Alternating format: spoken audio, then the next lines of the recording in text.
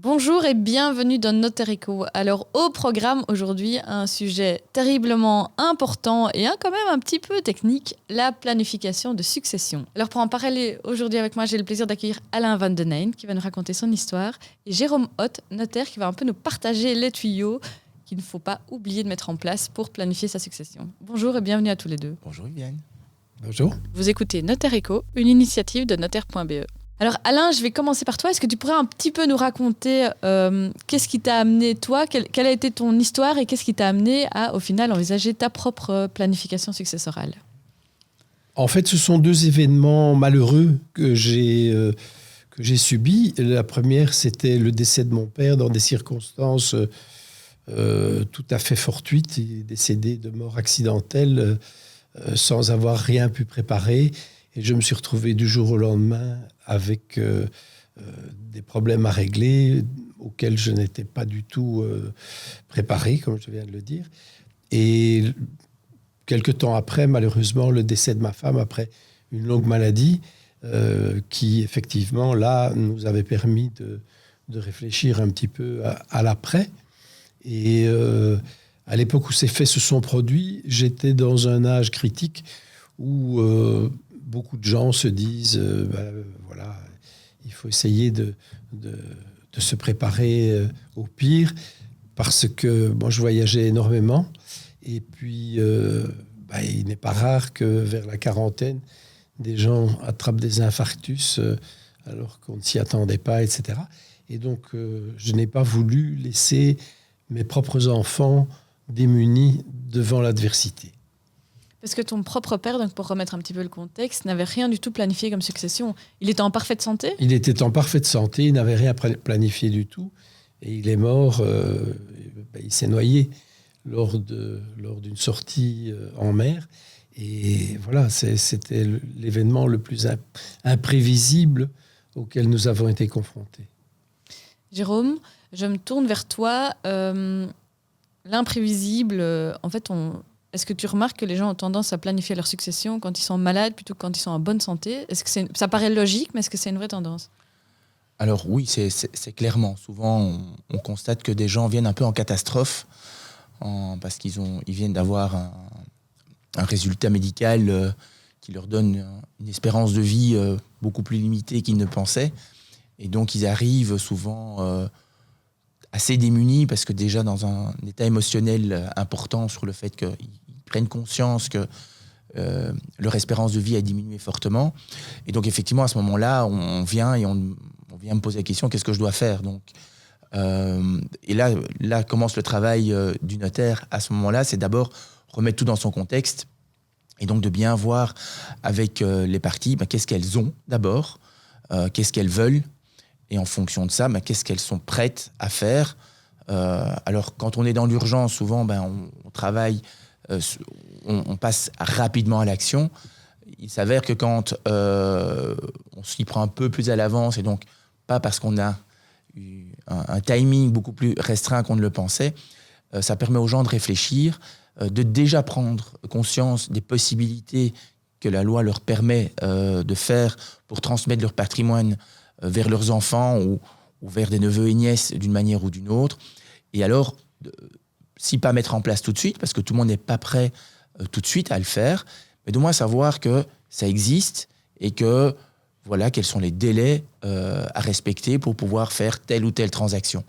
Et ça permet le jour où le coup près tombe sur une date ou autre, de laisser la place à l'émotionnel et appuyer sur le bouton notaire pour dire voilà, monsieur le notaire, madame la notaire, voilà, je vais m'occuper de moi, mais vous allez devoir m'occuper de moi pour mon patrimoine et la transmission, comme on en avait parlé à ce moment-là.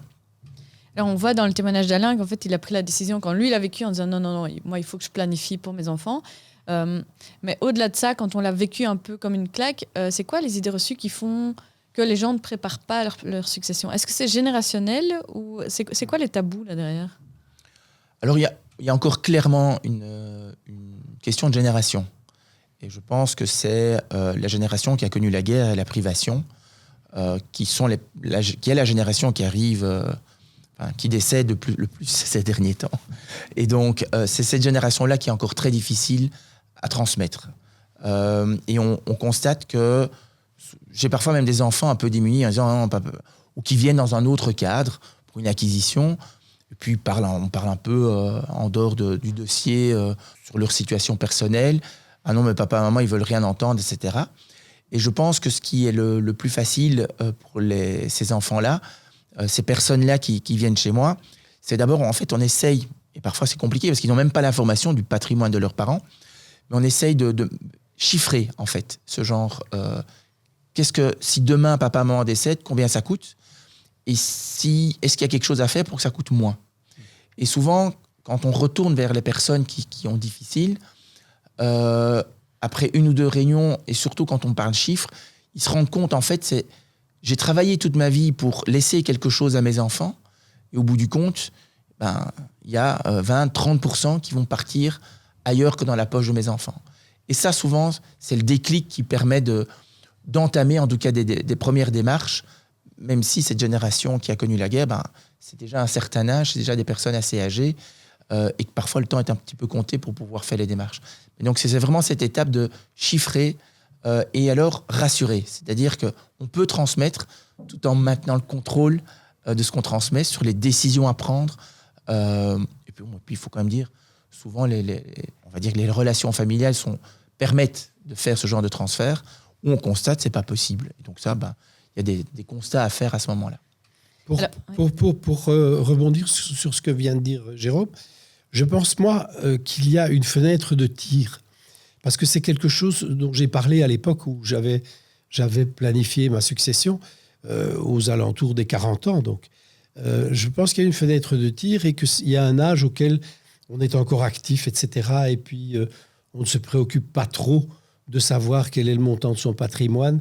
Et on est peut-être plus généreux à ce moment-là que quand on atteint un âge avancé et on se dit qu'on risque de manquer de ressources. Et je pense effectivement que j'ai quelques amis qui ont procédé comme moi relativement tôt dans leur vie à ce genre de planification successorale, que peut-être 30 ans plus tard, ils ne l'auraient pas fait de la même manière. Voilà. Très intéressant. Et si on en revient à ton père, est-ce que c'est une décision, est-ce que c'est une discussion que toi tu as pu avoir au préalable de l'accident, etc. Ou pour lui, parler de succession, c'était non, jamais. Non, d'abord pas parce que parler de succession, c'était tabou, parce que, je veux dire, c'était un homme aussi qui aimait la vie et qui ne pensait pas à sa mort. Et voilà, et puis la mort vous surprend au coin du bois. Et puis voilà, non, je crois que ce n'était pas du tout dans une optique d'économie de droit de succession que ça aurait pu se faire. Ça aurait peut-être pu se faire sur un plan organisationnel. Mais les circonstances particulières de la vie de mon père et de ma mère ne justifiaient pas qu'on fasse de la planification successorale. Jérôme, est-ce qu'il y a un âge idéal ? Parce qu'effectivement, on peut avoir un accident à tout moment de la vie, mais comme dit Alain, c'est vrai qu'aux alentours de 40 ans, avant qu'on soit dans un âge un peu trop avancé où ces questions peuvent nous inquiéter, est-ce que c'est un peu l'âge optimal ? Pour moi, il n'y a pas d'âge optimal. Déjà, pour transmettre, il faut avoir un patrimoine, donc voilà. Mais même des petits patrimoines, il n'y a pas de souci. Maintenant, de nouveau, je pense que dans la société actuelle, c'est sûr qu'il faut garder, que les parents gardent quand même un niveau financier, donc probablement des réserves, puisqu'on sait très bien que la vie devient de plus en plus chère et que ça devient de plus en plus compliqué. Le système des pensions est en train d'être réduit. Donc, je pense qu'effectivement, quand on fait ce genre de choses, c'est pas l'âge l'âge est important de se renseigner à partir d'un certain âge. Pour moi, il n'y a pas d'âge idéal, il faut être prêt d'abord. Et donc, tant qu'on n'est pas prêt, tant qu'on n'en a pas conscience. Donc, je pense qu'il faut pouvoir se conscientiser de l'utilité. Et après, le moment où on est prêt, ça peut être un élément déclencheur de la vie. Par exemple, moi, j'ai un cas assez récent où monsieur est décédé. Monsieur et madame avaient quand même constitué un très, très beau patrimoine. Et c'est les contrats encore d'il y a très longtemps où, en fait, tout allait au conjoint survivant par une donation entre époux. Et donc, maman était très inquiète de pouvoir subvenir à ses besoins. Mais quand on a regardé le patrimoine ensemble et que, je pense qu'il y a 3 ou 4 filles, on s'est rendu compte qu'en fait, que même si c'était une crainte de maman n'avait pas besoin de tout ça. Et donc, Ici, l'élément déclencheur a été le décès, mais on a pu travailler dès le décès à finalement quand même transmettre une partie du patrimoine, et ça a enclenché chez la maman, dit oui mais attends, l'autre moitié elle est encore importante, je vais aussi, alors qu'elle n'avait pas du tout en tête de le faire, mais le fait de discuter chiffres et de faire une réunion dans la famille, alors qu'il y avait quand même un petit peu de tension entre les enfants, en tout cas ce côté-là a été apaisé. Et se dire non, il faut le faire, et ici, même s'il y a des tensions, c'est l'intérêt des quatre femmes dans ce dossier-là, qui non, on va le faire parce que c'est trop bête. Papa et maman ont travaillé pour transmettre un patrimoine, ici quand même relativement important. Eh ben, c'était important de se mettre ensemble autour de la table. Et ce qui a occasionné ici, c'est le décès. Donc, on perd un petit peu, mais ils vont gagner beaucoup par après. Donc, c'est une question d'être prêt ou pas prêt. Et ici, on voit que le déclencheur, ça a été en fait le décès, la peur de maman de ne pas avoir assez. Et au moment où on parle de chiffres, on va dire en fait, c'est stupide ce que je suis en train de vouloir faire, c'est pas dans l'intérêt de mes enfants. Et donc c'est à ce moment-là que ici le déclencheur a lieu. Donc moi, il n'y a pas d'âge, c'est des moments de vie, comme Alain Inconnu, qui peuvent parfois faire un déclenchement en disant non. Je connais des gens qui, bon là c'est un très gros patrimoine, mais ont commencé alors que les enfants étaient mineurs. Vraiment mineurs. Donc ils avaient 4 enfants, les 4 enfants avaient moins de 10 ans. Ils ont commencé à ce moment-là, aussi, élément déclencheur, une tante qui est décédée dans la famille. L'ensemble de la famille est assez riche. Et ils ont été effarés des droits de succession que les frères et sœurs ont dû payer. Ils se sont dit, plus jamais ça. Alors ici, ça va à la génération suivante, donc en ligne directe. Mais aussi, là, les parents ont dit, plus jamais ça. Et ils ont commencé tout de suite. Donc là, il y a à nouveau un élément déclencheur, alors que là, il devait avoir 35, peut-être même 35-40 ans maximum, quand ils ont commencé à transmettre à leurs enfants. Dans le cas qui m'occupe, un de mes enfants était encore mineur aussi quand j'ai mis la planification au point. Mais je crois que ce que tu viens de dire à propos de cette dame et de ces 3 filles est très important, parce que en filigrane, ça suscite aussi le grand questionnement sur la générosité. Parce que je sais que lorsque moi j'ai fait ça, dans mon entourage aussi, il y a des gens qui ont dit « Oui, mais pourquoi tu fais ça ?» Tu vas perdre le levier que tu as éventuellement sur tes enfants, puisque on considère que quand les enfants ont déjà reçu une avance sur leur succession, ou ont déjà la certitude que la succession va leur être octroyée, ben on perdrait du répondant sur eux. Je trouve ça horrible, moi, personnellement. Je crois que planifier sa succession, c'est un acte de générosité, et c'est un acte de transparence par rapport à ses enfants. Et je trouve que voilà, ceux qui ne le font pas, ils font ce qu'ils veulent. Mais en tout cas, ça n'est pas dans mes archétypes. Oui, et je fais rebondir sur ce que dit Alain, en fait. Parce que c'est vrai que moi, j'ai déjà remarqué dans certaines familles où il y avait aussi 4 enfants, pour reprendre un cas concret, et 2 enfants avaient réussi brillamment grâce à leur métier qui était fort rémunérateur, et 2 un peu moins. Et les parents ont transmis. Et puis à un certain moment, c'était vraiment une discussion familiale.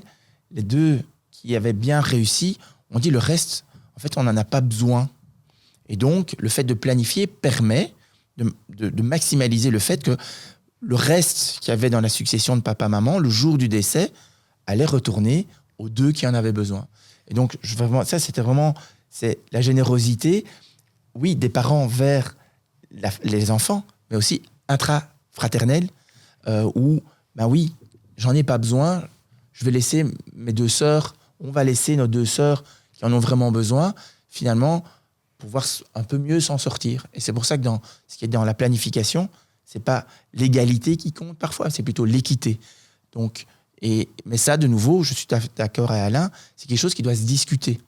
Et la loi a permis maintenant, et le notariat est là pour vous aider dans ces démarches, il y a les pactes successoraux qui permettent justement de cadenasser quelque chose du vivant des parents et de la fratrie, pour que le jour du décès, il n'y a pas la petite cuillère qui vient de mettre un grain dans la mécanique qui aurait été mise en place, souvent par... alors on parle des pièces rapportées, mais c'est vrai que souvent les personnes qui sont extérieures, quelles qu'elles soient, n'ont pas l'historique familial.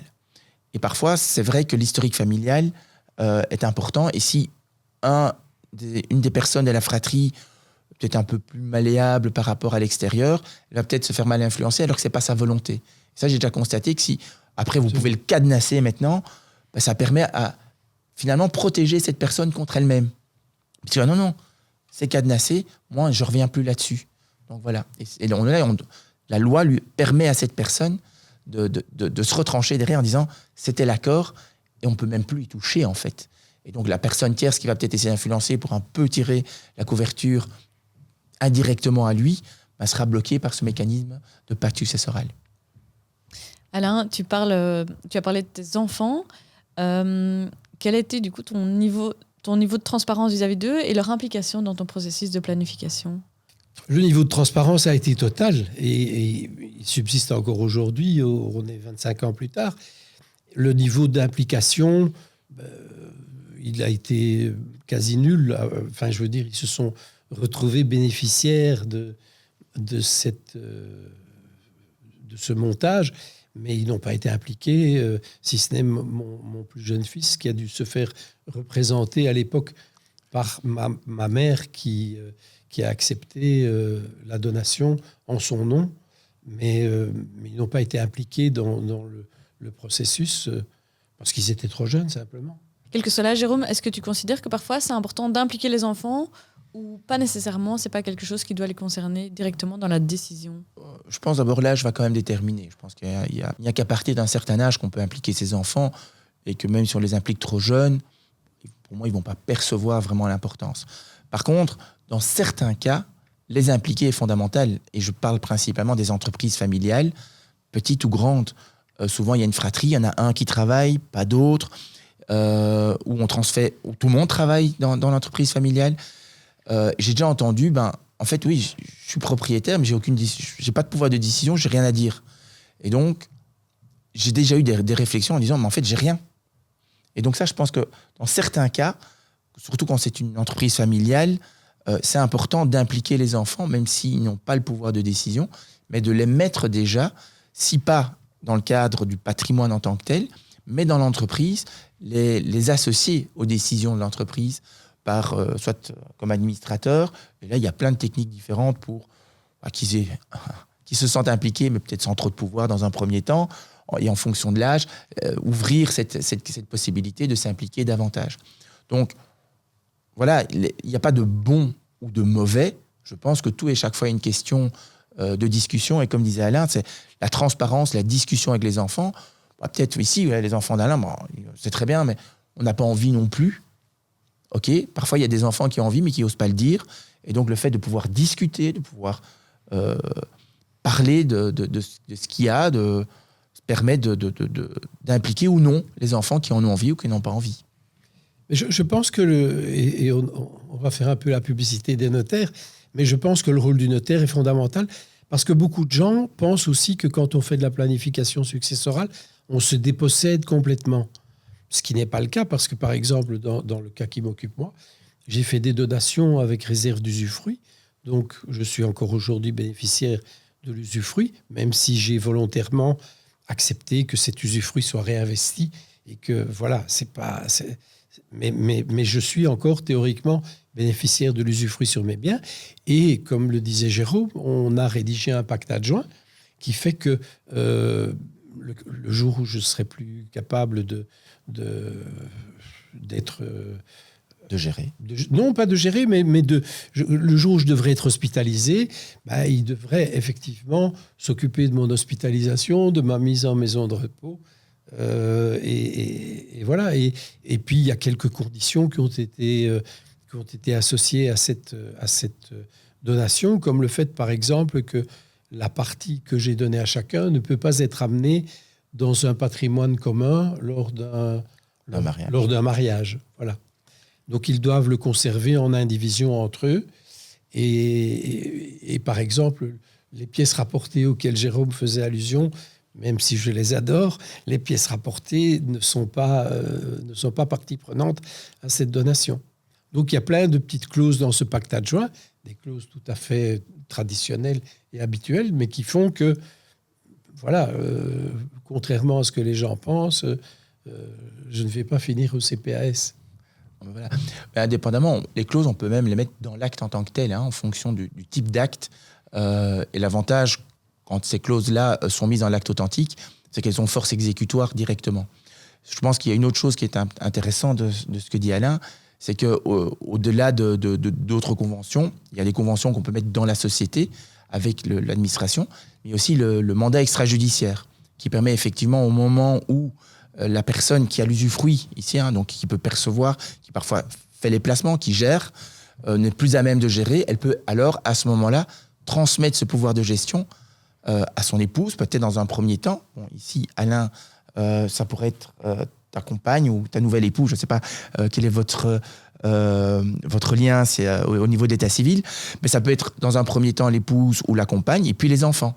Les enfants ensemble, chacun séparément, mais pour certains types d'actes, demander qu'il y ait quand même 2 enfants qui signent, ou si on en a 3, les 3 enfants pour tel type d'opération. Et donc le mandat extrajudiciaire, même dans le cas d'une planification, peut aussi permettre à la personne qui a transmis s'assurer que le jour où elle n'a plus sa tête, que des personnes qui vont gérer. Puisque tant que la personne n'est pas placée, donc tant qu'un juge n'a pas en fait pris une décision pour dire qu'Alain n'est plus apte à gérer et donc va désigner un administrateur de biens, il y a le mandat extrajudiciaire qui est l'étape intermédiaire, c'est dire j'ai plus ma tête, mais je désigne au moment où j'ai encore ma tête les personnes qui vont gérer, et on peut, comme Alain l'a fait, donner des principes de gestion, dire ça c'est possible, ça c'est pas possible, même si je suis plutôt partant, si on fait confiance aux personnes, leur laisser une plus grande liberté, mais de nouveau, on peut dire non, moi aujourd'hui, s'il devait m'arriver quelque chose, tel type et tel type d'opération, je n'en veux pas. Sachant que le mandat, comme tout autre acte unilatéral, puisque c'est un acte unilatéral, on le modifie quand on veut en fait. Et donc peut-être qu'aujourd'hui, c'est pas la volonté d'Alain, mais demain, avant de partir au pays des bisounours, où on ne sait plus très bien ce qu'on fait, c'est de dire, en fait je vais changer, je vais un peu étendre le mandat, ou je vais encore plus le restreindre pour 1001 raisons. Donc il y a d'autres moyens techniques qui permettent aussi, dans le cas d'une planification, j'ai donné, mais je confie déjà la gestion le jour où moi-même je ne serai plus géré.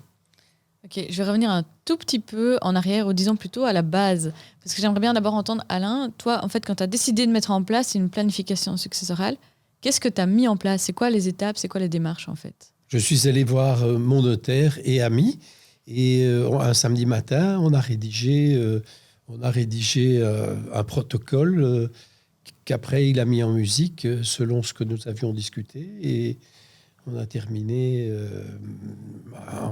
en très peu de temps ce que je souhaitais. Alors j'entends un protocole en musique et en plus en très peu de temps. Ça sonne très très bien. Jérôme, raconte un peu, ça consiste en quoi ce protocole? C'est vraiment si simple à mettre en place et qu'est-ce qu'on met dedans? Alors, c'est pas un protocole en tant que tel, mais je pense que le protocole dont parle Alain, c'est de dire qu'est-ce qu'on va mettre en place, qu'est-ce qu'on va mettre, qu'est-ce que je vais faire. Et donc, pour revenir à la base, le client vient chez moi, souvent ils ont déjà des idées un peu préconçues, et puis il me dit, monsieur le notaire, est-ce que vous ferez ça à ma place? Alors moi, je suis pas à la place du client, donc déjà, c'est la première chose. Mais je reviens souvent à la base, c'est de dire, et c'est ce qu'Alain a fait en fait avec son notaire, donc c'est vraiment le process idéal, c'est qu'est-ce que je veux? Et je dirais même avant, qu'est-ce que je veux, c'est qu'est-ce que j'ai? Et en fonction de ce que j'ai, qu'est-ce que je veux? Et la troisième étape, est-ce que je suis prêt à le faire aujourd'hui ou pas? Mais au moins, je sais que c'est possible. Alain, il a fait les 3 étapes en une fois, mais parfois, les 2 premières étapes, c'est l'essentiel, c'est de dire qu'est-ce que j'ai et qu'est-ce que je veux transmettre et comment je veux le transmettre. Je suis prêt ou je suis pas prêt à le faire? Combien ça coûte? J'ai les moyens de le faire aujourd'hui ou pas? Parce que j'ai pas assez de liquidité. Qu'est-ce qu'on peut mettre en place? Et ça, votre notaire peut vous aider. Et manifestement, le notaire d'Alain a été très efficace. Il a mis les choses en place directement. C'était possible de le faire. Et comme on a dit, là, on a écrit la partition, on a tout mis en musique. Et ça s'est fait très vite. Parfois, ça prend un peu plus de temps. Parfois, pour des raisons fiscales, la transmission immobilière, ça prend un peu plus de temps parce que les tranches fiscales qui sont les mêmes dans les 3 régions, il faut le souligner, donc de 0 à 150 000 euros, on paye 3%. Et si on veut payer 3% pour chaque transaction, il faut faire ça tous les 3 ans. Donc on peut tout à fait transmettre un patrimoine immobilier à 3%. S'il est plus important, en fonction du nombre d'enfants aussi, un enfant, on peut transmettre en une fois 150, si on est 2 parents, fois 2. 2 enfants, je vous laisse faire les calculs. Mais donc, s'il y a un peu trop, on peut étaler ça dans le temps. Donc, de nouveau, ça va être, on va mettre ça en musique, et puis on va mettre le tempo. Et le tempo, je sais le faire tout de suite ou pas. J'ai envie ou pas. Mais dans mon cas particulier aussi, c'était plus une feuille de route aussi pour le futur, parce que lorsque j'ai mis ça au point, j'avais un patrimoine X que nous avons valorisé au fil du temps, mes enfants et moi. Et donc, lorsque nous avons établi les règles, ces règles s'appliquaient aussi pour le futur, parce que les acquisitions immobilières, par exemple, que nous avons faites après, se sont faites sur ce modèle-là. C'est ça. Donc, c'est vraiment la feuille de route. Oui, c'est ça. La partition, et puis on mettait le tempo quand on voulait, quand on avait besoin, quand on faisait quelque chose. Exactement. Et alors, ce qui est important, c'est au moment où on met les choses en place, tiens, est-ce que je suis en train de faire aujourd'hui, ce que je veux faire aujourd'hui rentre dans le tempo qu'on avait fait à la base. Les lois fiscales changent, donc parfois on se dit, c'est plus ça, tout à fait ça. Donc votre notaire sera là à dire, on va garder la même philosophie, mais on va prendre un autre chemin cette fois-ci, parce que cet autre chemin répond davantage. Et on revient, qu'est-ce que j'ai, qu'est-ce que je veux, et répond davantage à votre souhait premier. Et donc l'avantage du notaire et d'aller chez votre notaire, c'est que lui va connaître tout l'historique, tout le fil rouge qui suit ça, et il sera toujours le plus à même à être attentif en fait à ce que vous avez mis en place avec vos enfants réponde aux attentes de tout le monde en fait. Parce que c'est important, quand on donne, on a envie de donner, il faut aussi pouvoir recevoir, et certaines personnes, pour des raisons parfois assez particulières, mais ne sont pas prêtes à recevoir. Et donc ça, il faut aussi respecter. Si dans une fratrie, un n'est pas prêt à recevoir pour une raison X ou Y, il ne reçoit pas à ce moment-là. Mais alors, c'est au notaire de dire comment faire, parce que le papa peut dire, il veut pas aujourd'hui, mais moi, je veux que ce soit égalitaire. Donc, qu'est-ce que je vais mettre en place pour que, au jour de mon décès, les calculs se remettent dans le bon sens, que celui qui n'a pas reçu à un moment X recevra au moment Y. Donc, quand on parle de planification successorale, on peut le faire tôt dans l'idée de c'est pas ce que je possède maintenant qui est impliqué. Oui, ça pourrait être le cas, mais même si je ne possède pas grand-chose, ça pourrait impliquer tous mes avoirs futurs et au moins ils sont protégés pour mes enfants. Protégés, en tout cas déjà transmis, tout en gardant, comme disait Alain, le contrôle de la situation et restant le gestionnaire. Moi, je suis un grand amateur et fervent de l'harmonie. Et j'essaye de préserver cette harmonie familiale au point que mes enfants et moi avons mis au point un pacte d'actionnaires, par exemple, puisque le véhicule que nous utilisons pour la planification successorale, c'est une société. Et dans ce pacte d'actionnaires, ils se sont mis d'accord sur un certain nombre de choses qui sont de nature plutôt stratégique, sur la stratégie d'investissement, etc. Et cette gestion des affaires familiales est assurée par une réunion trimestrielle entre eux. Voilà. Donc on a été jusqu'au bout du bout. Donc l'harmonie, c'est une des grandes raisons pour laquelle mettre en place une planification successorale. C'est quoi les autres avantages ? Je pense qu'il y a plusieurs avantages. Je vais mettre d'abord la personne le parent, il sait que le jour où il n'est plus là, il a cette sécurité, cette paix intérieure de dire, en fait, tout est en place. Alors, ce n'est pas pour ça que tout passera bien, mais en tout cas, j'ai fait de mon vivant tout ce que je pouvais faire pour que tout se passe bien le jour où je ne suis plus là. Et je pense que dans le cas d'Alain, en plus, il se voit tous les 3 mois, donc quelque part, il s'assure tous les 3 mois que c'est bon. Donc voilà. Et que le père est vivant. Et que le père est vivant, oui. Ça, c'est s'il part très loin en voyage. La deuxième étape, c'est rassurer les enfants, en fait, de se dire, en fait, le jour, si mon parent disparaît du jour au lendemain, en fait, on a tout en main. On sait déjà de quoi on parle, on sait ce qu'il faut faire. Donc ça, c'est déjà une deuxième étape, importante aussi, qui rassure. Et la troisième, je pense, c'est de se dire, combien ça va coûter ? Est-ce que mes enfants, le jour de mon décès, auront assez d'argent ? Ils en auront, puisque les taxes sont quand même inférieures à ce qu'on reçoit. Mais est-ce qu'il y aura assez de liquidité pour payer les droits de succession ? Ça peut être même dans des très petits patrimoines, il n'y a plus que la maison, mais il n'y a pas de liquidité. Est-ce qu'on veut garder la maison ? Si on veut garder la maison, qu'est-ce qu'on fait ? Si un des enfants est intéressé, mais ne sait peut-être pas, mais déjà réfléchir avant comment pouvoir y arriver. Et donc, ça permet, le troisième point, c'est de dire, on va faire en sorte qu'économiquement parlant, ce qu'on met en place, permettra aux enfants d'assumer financièrement le transfert patrimonial. Soit qu'on le fasse en partie de son vivant, en partie au moment du décès, mais qu'au moins les moyens financiers soient là. Donc ce qui est important, je pense aussi dans ce troisième point, c'est comment transmettre au maximum à mes enfants ce que moi j'ai construit, ce que j'ai construit de mes mains, ce que j'ai mis en place pour que eux, au moment où je ne serai plus là, puissent bénéficier d'un petit quelque chose en plus et les aider dans la vie, dans une société où aujourd'hui ça devient compliqué, ça permet de transmettre un peu plus. Alain, ça te parle ? Ça me parle et il y a une notion là-dedans qui chez moi, est la notion fêtière, c'est l'élégance et la générosité.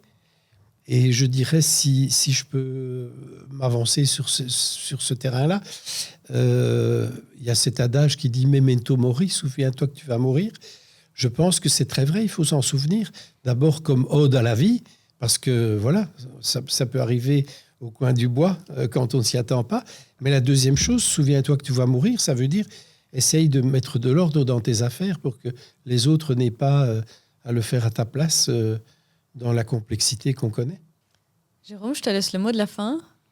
Je dirais pour résumer, on pourrait dire que le notaire, c'est la personne qu'il faut aller voir avant pour s'assurer qu'il n'y ait pas de pépins après. Merci Alain pour ce témoignage précieux. Merci Jérôme pour tous ces éclairages vraiment fondamentaux. Donc on n'oublie pas, on va voir son notaire avant pour éviter les problèmes après, pour garantir l'harmonie familiale.